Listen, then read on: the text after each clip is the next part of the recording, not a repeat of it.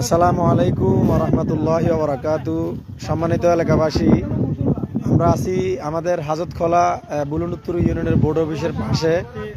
আমাদের যে ব্রিজটা নির্মাণ, নতুন রাস্তা যে ব্রিজটা নির্মাণ হতেছে, আপনারা এখানে আমাদের এখানে প্রশাসন আছে বলা যায়, কিন্তু এখানে দেখার মতো কেউ নেই। এই যে খোয়াগুলো দিচ্ছে এগুলো পুরো রাস্তার মাটি, আর এখানে যে যে পরিমাণ খোয়াগুলো দিচ্ছে এগুলো একবার পুরোটাই 2 নম্বর খোয়া।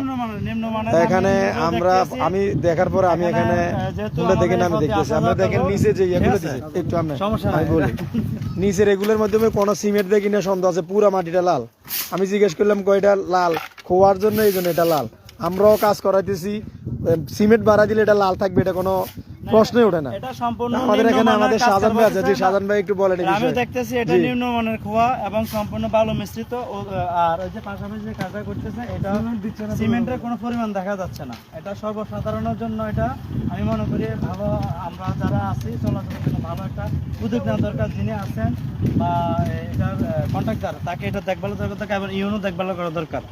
জি জি, আমাদের এখানে আমাদের ইউনিয়ন জামাতের সেক্রেটারি শাহাদ ভাই আছে। জি শাহাদ ভাই একটু বলেন। তাই আমি আপনাদের সামনে হাজির হয়েছি। ঠিক আছে, ভালো থাকবেন। শাহাদ ভাই বলেন। না বলেন না, এটা তো বাস।